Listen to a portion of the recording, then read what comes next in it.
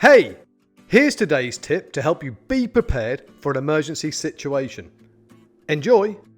Did you know that in a survival situation, cold is your worst enemy? That's why building a survival shelter is your highest priority and fire is your second highest. There's a whole range of survival shelter ideas that allow you to safely get all of the benefits of fire while avoiding the most significant risks.